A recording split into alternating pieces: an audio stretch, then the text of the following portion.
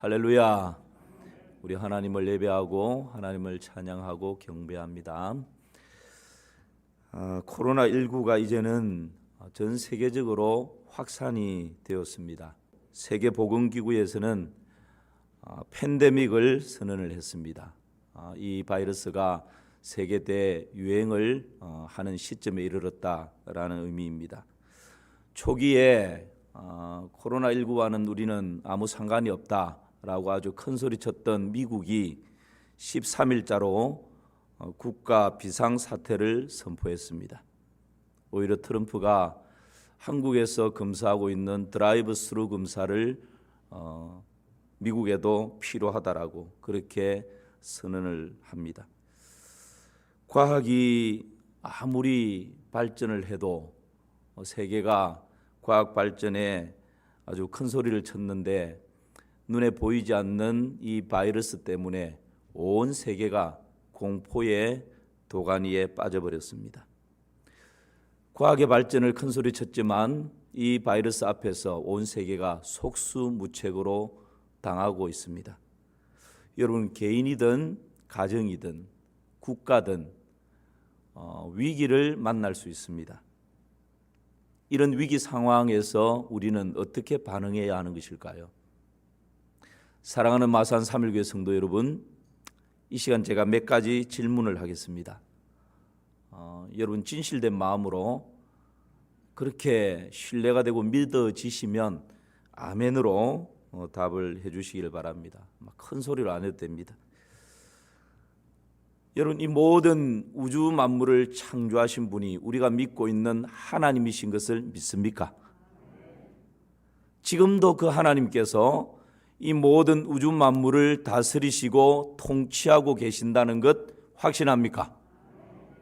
나라의 흥망성쇠를 역사의 수레바퀴를 돌리고 계시는 분은 하나님의 손이다라고 하는 것을 신뢰합니까?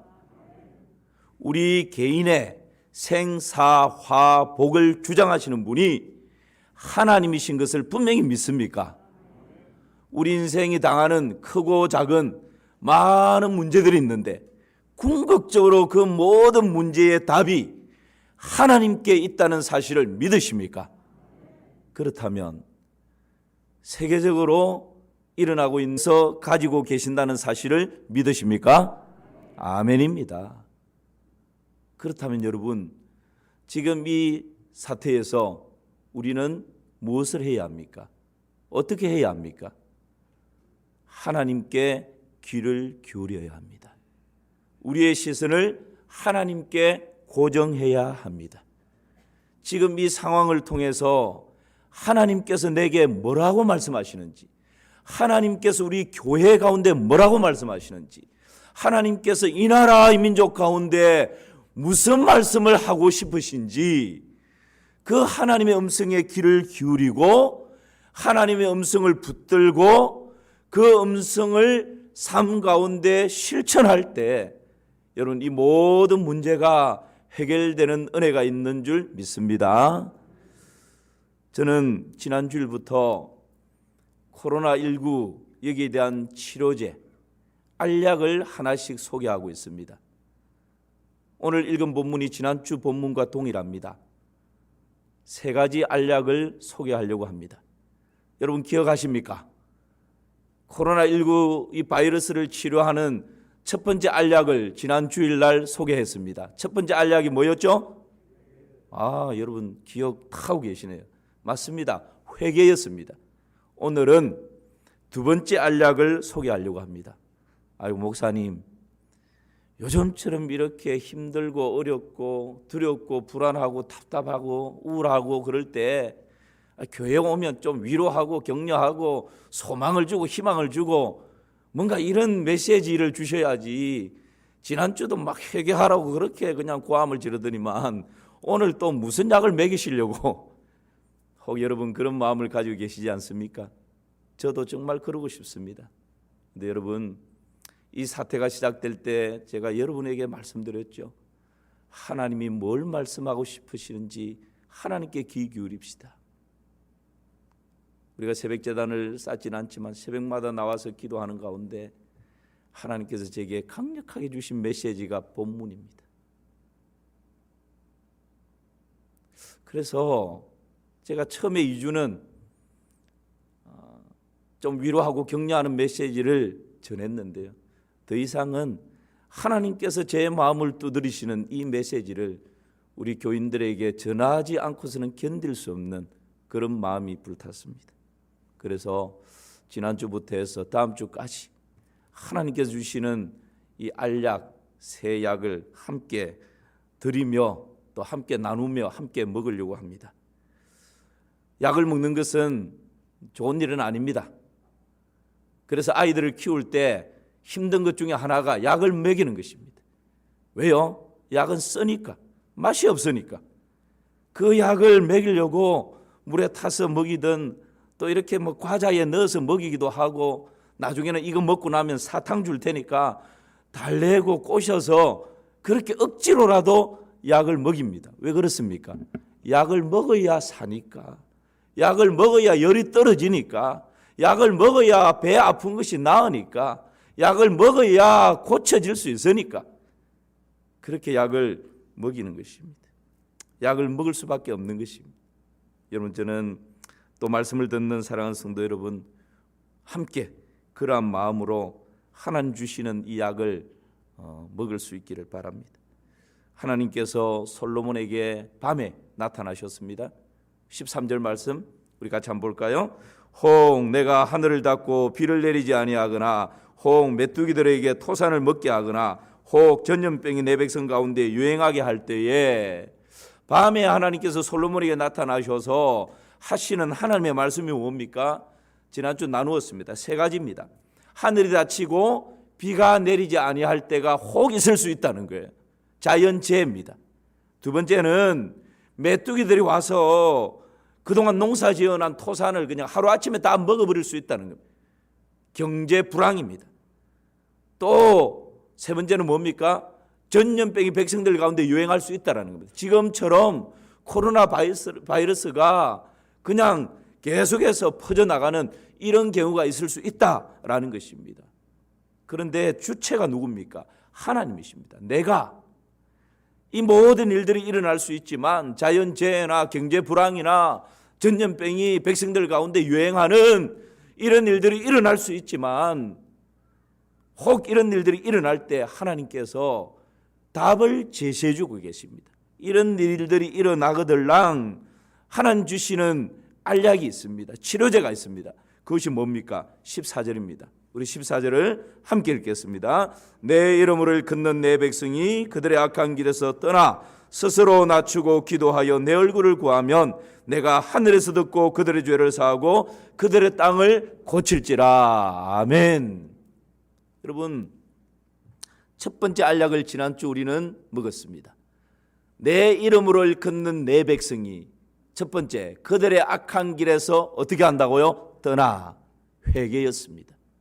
오늘 두 번째 알약을 소개해 주고 있습니다. 내 이름으로 일컫는 내 백성이 그들의 악한 길에서 떠나. 그 다음 두 번째는 뭡니까? 스스로 낮추고. 두 번째 알약은 겸손입니다. 스스로 낮추는 것입니다. 저는 오늘 세 가지 영역에서 겸손을 말씀드리려고 합니다. 대한민국이 겸손해야 합니다. 조국 교회가 겸손해야 합니다. 우리 자신 한 사람 한 사람이 하나님 앞에서 겸손으로 허리를 꼭 동여야 합니다.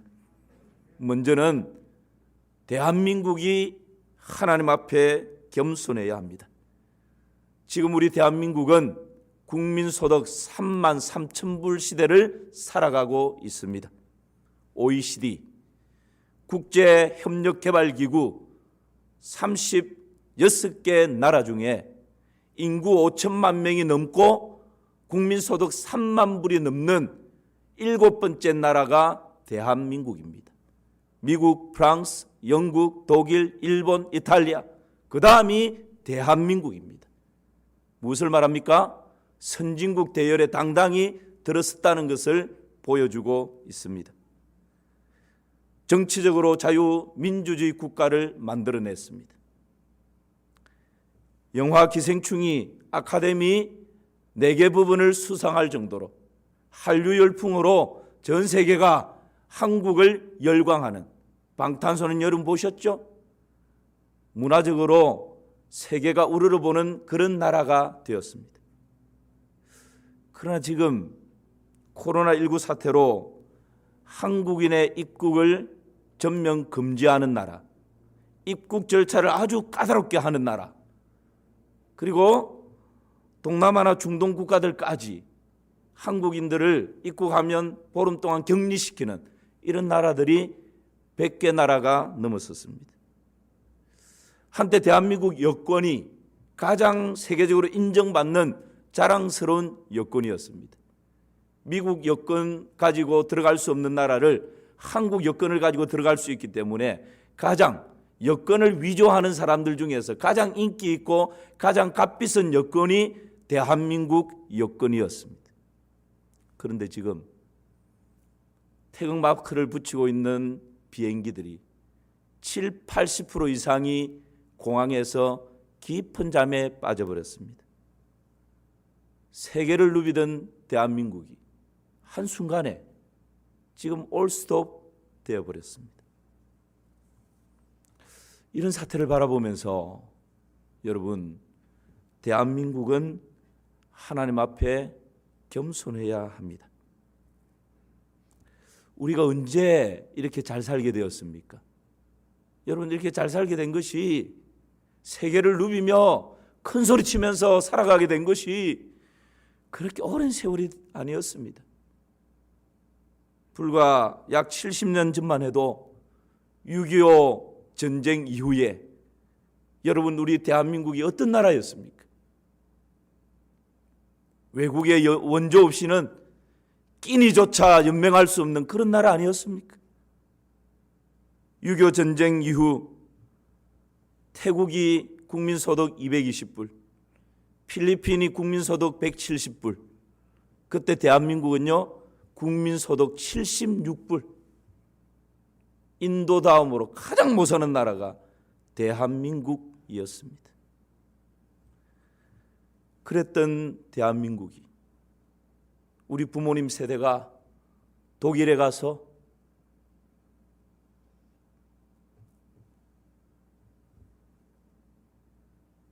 탄광에서 석탄을 캐고,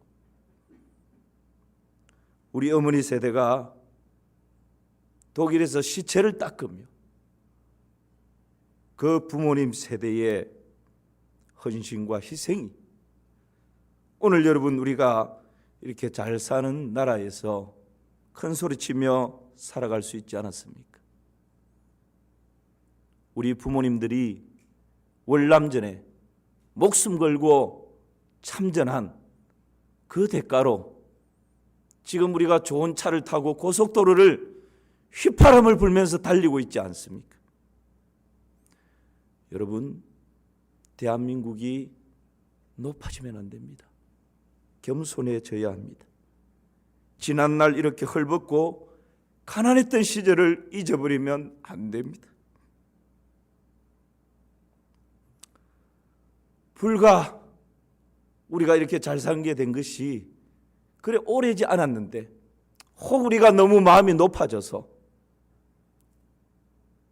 우리 부모님들이 외국에 나가서 외국 근로자로 그렇게 힘겨운 하루하루를 견뎌냈는데, 혹 우리나라에 들어와 있는 가난한 나라의 외국 근로자들에 대해서 무시하지는 않았는지, 높아진 마음으로 학대하는 그런 모습은 대한민국 가운데 없었는지, 우리가 이 사태 앞에서 다시 한번 깊이 생각해 보아야 합니다.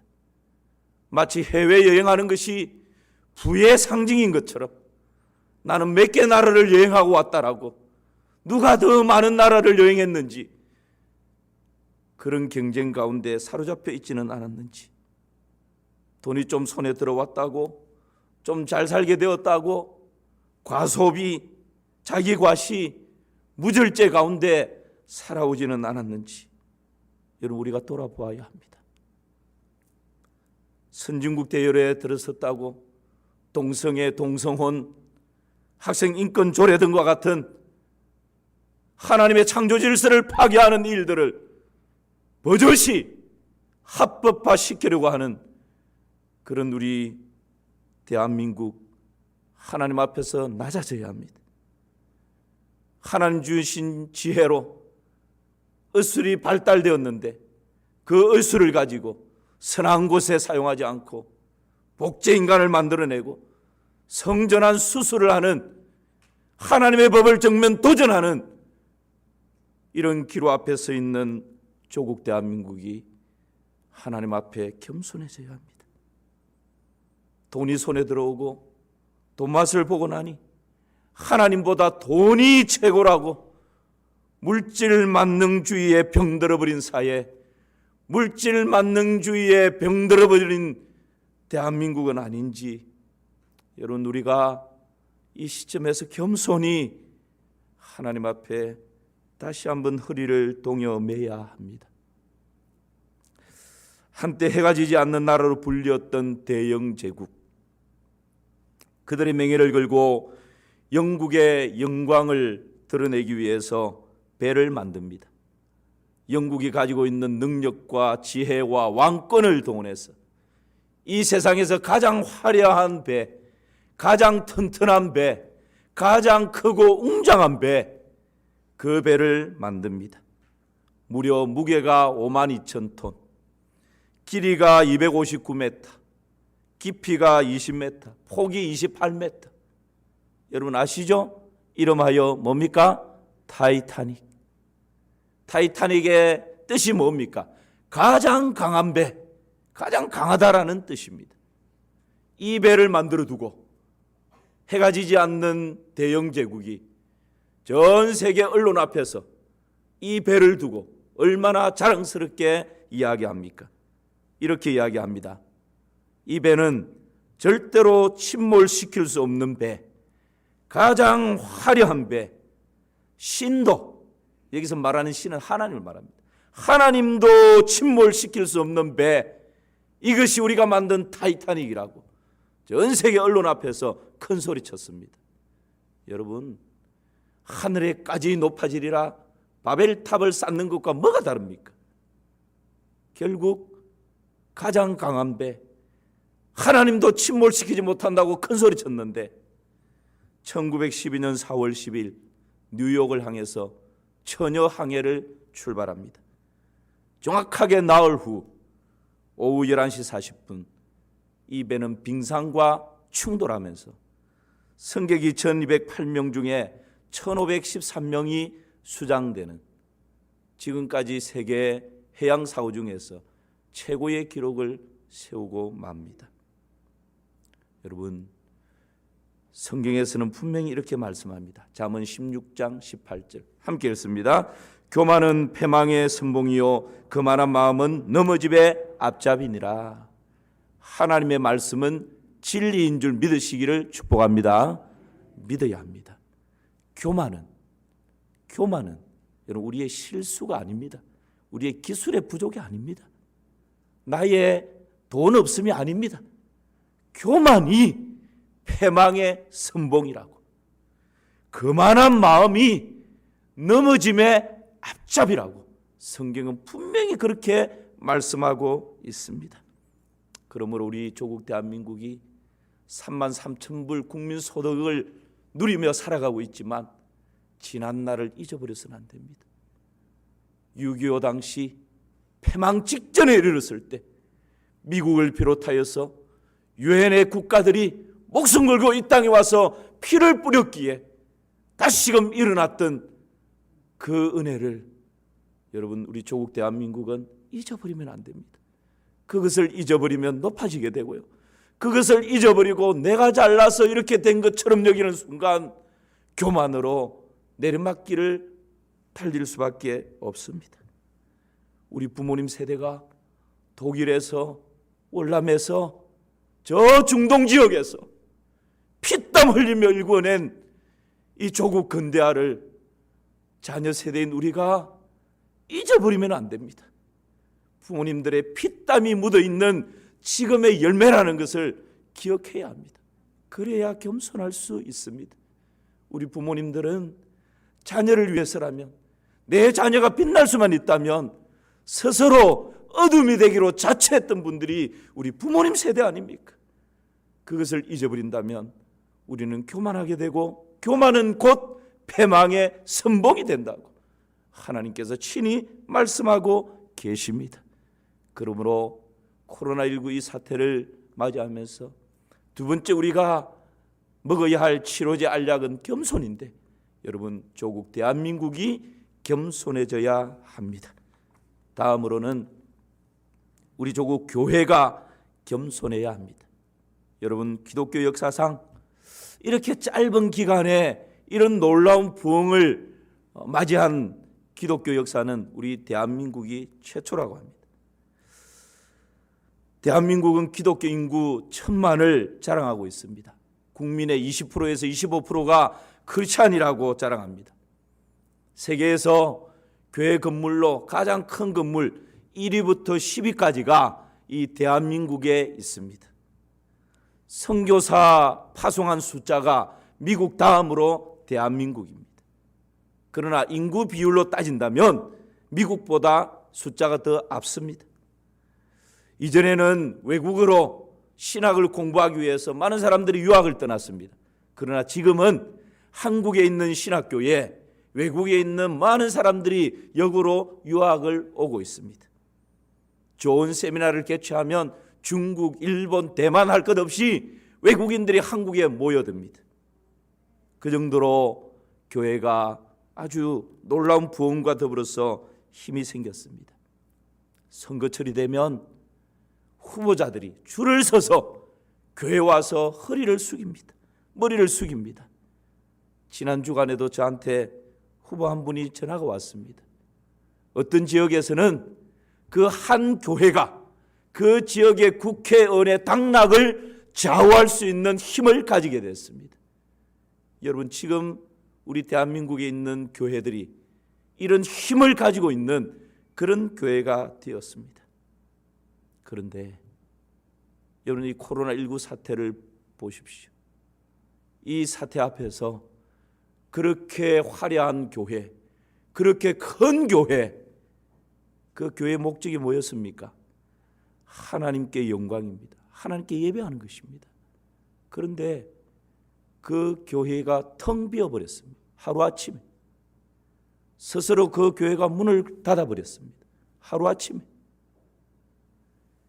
이 일들을 경험하면서 한국교회는, 우리 마산 3일교회는 스스로를 돌아보아야 합니다. 그동안 조국교회가 너무 외형에 치우쳐 달려온 것은 아닙니까? 우리 주 예수 그리스도보다 건물을 더 자랑하는 그런 교회의 모습은 아니었습니까? 한국교회가 이 시점에서 스스로 낮아질 때입니다. 조국교회가 성도 숫자를 가지고 스스로를 과시하며 정치인들을 위해서 군림하며 숫자가 표라고 우리에게 잘못 보이면 날려버릴 수 있다고 큰 소리치며 성도들 숫자를 가지고 크기를 가지고 어깨에 힘을 주고 그것을 과시하고 달려오지는 않았습니까? 하루아침에 텅 비어버릴 수 있다는 것. 조국교회가 이 앞에서 더 겸손해져야 합니다. 조국교회가 하나님보다 돈을 더 신뢰하고 달려오지는 않았습니까? 말로는 하나님, 하나님, 하나님 그랬지만 어떤 일들을 선택하고 결정하고 최종적으로 판단할 때 그 모든 기준이 돈 아니었습니까? 이 사태 앞에서 우리는 다시 한번 하나님 앞에 겸손히 낮아져야 합니다. 초대교회는 은과 금은 내게 없거니와 내게 있는 것으로 내게 주노니 곧 나사렛 예수 그리스도 이름으로 일어나 걸어라라고, 비록 은이 없지만 금이 없지만 비록 숫자는 몇만 명씩 되는 이런 숫자는 없지만 크기는 없지만 정치적인 영향력을 발휘할 수 있는 힘은 없고 권세는 없고 능력은 없지만 초대교회는 내게 있는 것이 있는데 곧 나사렛 예수 그리스도의 이름의 능력이라고, 정말 기독교의 본질의 능력을 가지고 세상 가운데 당당하게 나아갔습니다. 지금 우리 한국교회는 어떻습니까? 은도 많고 금도 많은데, 화려한 건물, 큰 건물도 다 소유하고 있는데, 성도들도 몇만 명씩 몰려드는 그런 힘 있는 교회인데, 정작 우리 주 예수 그리스도의 이름의 능력, 그 복음의 능력, 이것은 점점점 약화되어져 가고 있지는 않은지, 그 능력을 상실해 가고 있지는 않은지, 여러분, 이 사태 앞에 한국교회는 다시 한번 하나님 앞으로 돌아와야 합니다. 다시 한번 복음 앞에 서야 합니다. 겸손히 하나님 앞에 엎드려야 합니다. 그것이 살 길입니다. 베드로전서 5장 5절 말씀을 보십시오. 우리 같이 읽겠습니다. 다 서로 겸손으로 허리를 동이라. 하나님은 교만한 자를 대적하시되 겸손한 자들에게 은혜를 주시느니라. 아멘. 하나님께서 교만한 자를 대적하신다. 겸손한 자에게는 하나님이 은혜를 부어주시는데 교만한 자에 대해서는 하나님이 직접 대적하신다고. 왜 그렇습니까? 왜 하나님께서 교만한 자를 친히 대적하십니까? 여러분, 하나님을 예배하도록 지원받았던 천사장 루시퍼가 내가 하나님과 같이 비기리라 라고 교만하여 하나님과 같이 되고자 하는 그 높아진 마음 때문에 타락하게 되고 이 땅으로 내쫓겨버립니다. 에덴 동산에서 아담과 하와가 선악의 열매를 먹으면 내 눈이 밝아져서 하나님같이 될 것이라고 하는 그 교만한 마음이 들어왔을 때 선악의 열매를 따먹게 되고 에덴 동산에서 동일하게 내쫓김을 당합니다. 모든 죄의 시작이 바로 이 교만에서부터 출발되어졌기에 하나님께서 가장 미워하시고 싫어하시는 것이 교만이고 그만이고 자만입니다. 그래서 하나님께서 이 교만을 친히 대적하신다고 말씀하고 있는 것입니다. 대한민국이 겸손해져야 될 뿐만 아니라 조국 교회가 겸손해져야 될 뿐만 아니라 우리 스스로가, 우리 자신이 하나님 앞에서 겸손으로 허리를 꼭 동이는 그런 은혜가 있기를 주님의 이름으로 축복합니다. 정말 그렇게 우리 살아가십시다. 사울의 죽인 자는 천천히요 다윗은 만만히로다. 골리앗을 쓰러뜨린 다윗의 용몽을 춤추며 여인들이 적극적으로 불렀던 노래의 가사였습니다. 위기에서 벗어난 온 국민의 축제에 들려지는 노래였습니다. 그런데 오직 한 사람, 그 나라의 왕 사울 왕은 아주 불쾌했습니다. 이 노래 가사를 들으면서 너무 불쾌했습니다. 왕인 나에게는 천천을 보내고 저 다윗에게는 만만을 보내다니, 나라의 첫째인 이 대왕의 권위가 무너지고 무시당하는 그런 느낌이 들어옵니다. 이것이 바로 교만이죠. 그 즉시로 사울왕은 다윗을 죽이려는 살인마로 돌변하게 됩니다. 교만이 왕을 살인마로 만들어버린 것입니다. 그 교만의 결국을 알지 않습니까? 패망하게 되어버렸습니다. 애굽 나라가 큰 흉년을 만났습니다. 바로 왕은 그 나라에서 신실하고 지혜로운 요셉을 총리로 세웁니다. 그리고 그 요셉에게 이렇게 말합니다. 내가 너보다 높은 것은 이 보좌뿐이다. 그러면서 왕이 끼고 있던 인장 반지를 빼어서 요셉의 손에 끼워줍니다. 이 나라의 최종 결재권을 요셉에게 일임을 한 것입니다. 그리고 이렇게 이야기합니다. 요셉, 너희의 허락 없이는 이 땅에서 수족을 놀릴 자가 아무도 없을 것이다. 무슨 말입니까? 왕의 권위와 통수권을 지혜로운 요셉에게 하나님께 은혜를 덧입은 요셉에게 넘겨버렸습니다. 그리고 왕은 배후에서 그 요셉을 보호하는 역할을 감당합니다. 여러분, 한 나라의 왕이 이렇게 겸손으로 낮아졌을 때 살인적인 7년의 흉년이 그 나라와 주위를 휩쓸었지만 애굽 나라는 살인적인 7년의 흉년을 너건히 이겨냈습니다. 사랑하는 성도 여러분, 겸손은 우리 가정, 우리 가족들이 살아나는 길이고, 겸손은 조국 교회가 다시 일어나는 길이고, 겸손은 이 나라 이 민족이 하나님 주신 은혜에서 떨어지지 아니하고 계속하여서 비상할 수 있는 놀라운 길인 것을 믿으시기를 바랍니다. 지금 이런 상황을 맞닥뜨리면서 하나님께서 치료제 알약 세 알을 주시는데, 첫 번째 지난주 회개의 약이었고 오늘 하나님 주시는 알약이 뭡니까? 겸손이라고 하는 알약입니다. 높아지면 무너집니다. 바벨탑처럼 무너집니다. 겸손해야 살 수 있습니다.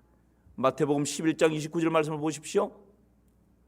마태복음 11장 29절 함께 읽습니다. 나는 마음이 온유하고 겸손하니 나의 멍에를 메고 내게 배우라. 그리하면 너희 마음에 쉼을 얻으리니. 아멘입니다. 여러분, 역대하 7장 14절 말씀으로 다시 돌아가겠습니다. 하나님 주신 이 14절 가운데 세 가지 치료제의 세 가지 알약이 있습니다. 내 이름으로 일컫는 내 백성이 그들의 악한 길에서 떠나. 겸손입니다. 그다음 두 번째 알약 오늘 나누었습니다. 스스로 어떻게 한다고요? 낮추고. 이것이 두 번째 알약입니다. 세 번째 알약은 다음 주에 또 소개를 해드릴 것입니다. 이 알약을 먹으면, 하나님 제시하신 이 치료제를 내가 먹고 나면 그 다음 하나님 약속하시는 것이 뭡니까? 뒷부분 보십시오. 내가 하늘에서 듣고 그들의 죄를 사하고 그들의 땅을 어떻게 한다고요? 고칠지라. 경제 불황을 당하든지 자연재해를 당하든지 전염병이 유행하든지 하나님 제시하시는 이 치료제 세 개의 알약을 먹고 나면 하나님께서 그들의 죄를 사할 것이고 그들의 땅을 고치겠다고, 그들의 땅을 치료하겠다고, 코로나 바이러스가 떠나가게 하겠다고 하나님 우리에게 약속하고 있는 것입니다. 그래서 여러분, 오늘 우리는 두 번째 알약, 겸손의 알약을 먹으십시다. 어떻게 하면 이 겸손을 끊임없이 계속해서 지탱해 나갈 수 있을까요?